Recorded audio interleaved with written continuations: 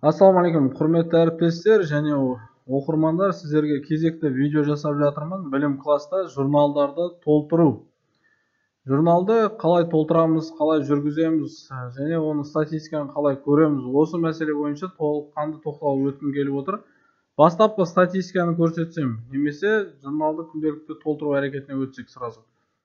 Так, журналды толтырудың екі жағдайда жүргізуге болады. Ол бірі білім класс, кесте, осы жерде күнделікті сабақ тақырыбына қарай журнал толтыру әрекеті. Енді былай қарап тұрсаңыздар, мен КТЖ-ны толыққанды жазғам, осы жерде бір кемшілікке тоқталып өткім келіп тұр. КТЖ тақырыптары толыққанды түскен. Енді мына жерде кесте тақырыбы өшкен болып тұр. Ол қандай жағдайда өшеді, не үшін өшіледі, о нәрсеге тоқталып өтсем. Мұғалімге КТЖ-ға бөлімге өтемін, жаңа 9А-да тақырып көрсетілмеген болып тұр. Қарасаңыздар, екі тақырып тұр, бастапқы 14-і мен 7-сі. Қалған тақырыптар жойылған. Бұл жерде мектеп әкімшілігі, әкімшілік құқық берілген, әрбір мұғалім кестеде өзгеріс жасаса, немесе кестені көшіру әрекетін жасасақ алдағы апталарға, яғни кестедегі тақырыптар толыққанды жойылады. Бұл жерде жойылмай қалады қандай тақырыптар. Сіздер сабақ өткеннен кейін сабақ өтілді деп басасыздар.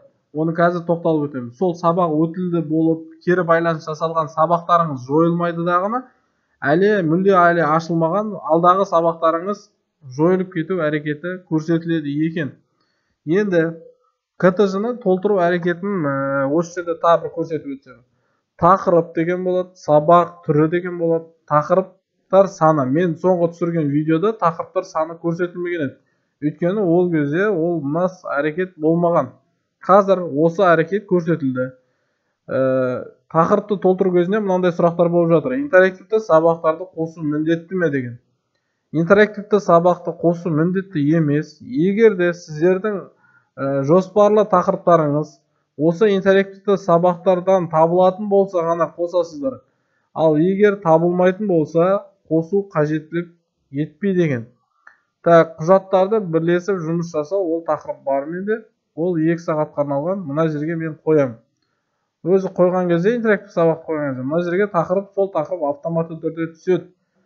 Енді бірақ тақырыбыңыз мына тақырып сәл өзгеше болуы мүмкін. Онда мына жерді торлап жіберіңіздер. Бірақ мазмұны бір болуы мүмкін интерактивті сабақтың. Мына жерге не қоям деген сіздерге сұрақтарыңызға жауап берейін. Бұл жерге қарапайым сабақ, стандартты барлығына қарапайым сабақ деп таңдайсыздар. Егер осы күні сіз БЖБ алатын болсаңыз, онда былай жасаймыз. Қарапайым сабақ деген орнына БЖБ деп қоямыз. Максималды балды сол кезде қоюға болады. Сол кезде осы КТЖ бөліміне өтесіздер дағыны, осы жерде максималды балды көрсетіп кетесіздер. Ал максималды балды білем, жоқ, қазір жоспар түзген кезде максималды балды қойып кетем дейтін болсаңыздар, осы жерден 10, 20 деген сияқты максималды балды қойып кетесіздер. Сол күні тақырып тұрады, сол өтілетін тақырып және сабақтың түрі ол БЖБ деп көрсетесіздер. Ал ТЖБ болатын болса, мына жерге 90-лық жиынтық бағалау, яғни ТЖБ деген таңдап кетесіздер.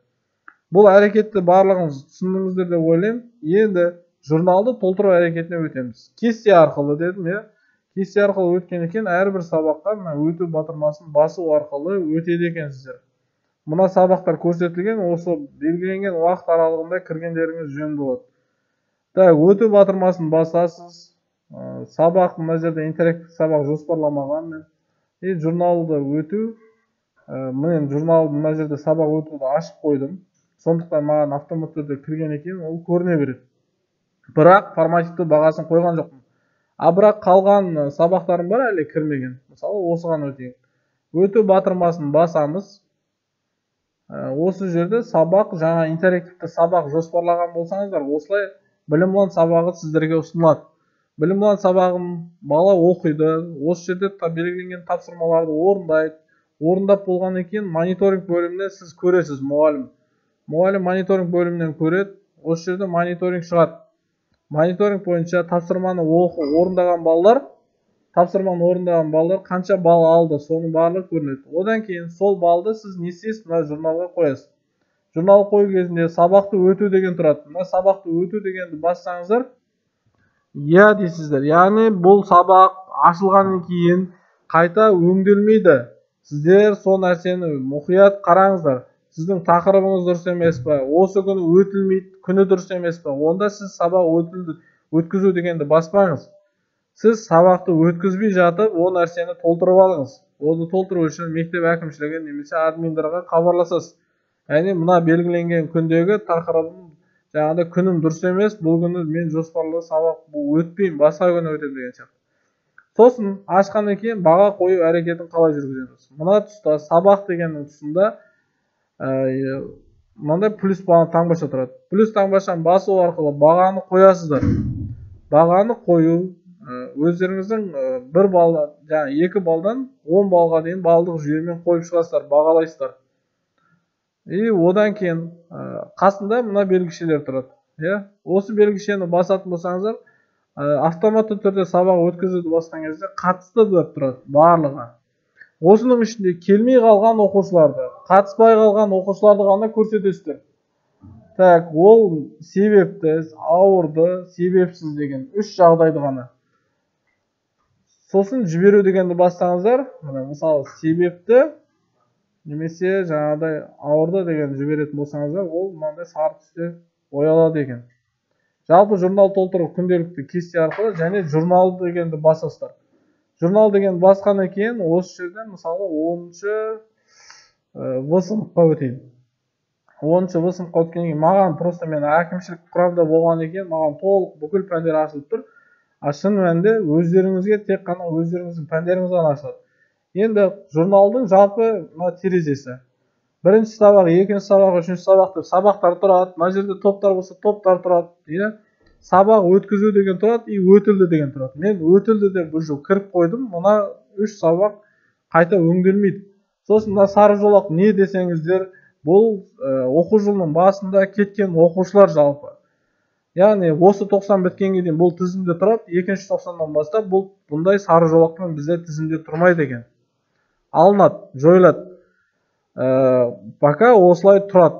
Сіздер осыған өткен кезде байқаңыздар, мына іште сабақты өте деп басып кірген кезде мына балаға баға қойылып кете береді. Мына тізімде тұр ғой өйткені. Бұл жерде баға қойыла береді. Сіздер баға қойып жүрмеңіздер. Алдарыңызда қай бала отыр, сол балаға ана баға қоясыздар. Оның жағын білесіздер ғой жалпы. Жалпы осы 2 әрекет арқылы журнал толтыруға болады. Күнделікті кестеден өтіп арқылы және журнал бөліміне арқылы. Журнал бөлімі арқылы сіз қай күндерде сабақты өткізілді деген белгішені баспай қойдыңыз, соны қарауға өте тиімді болады екен. Яғни қай сабақты аштыңыз, қай сабақты ашпадыңыз, осылай журнал бөлімінен толық қарап, ашып, кіріп көрсеңіздер болады екен. Кері байланыс, қай оқушыға жасалды, қай оқушыға жасалмады, осы бөлімнен толық көре аласыздар. Яғни көріп тұрғандарыңызда мына жерде формативті бағасы, жалпы түсінікті болса, назар қойып тыңдағандарыңызға көп рахмет.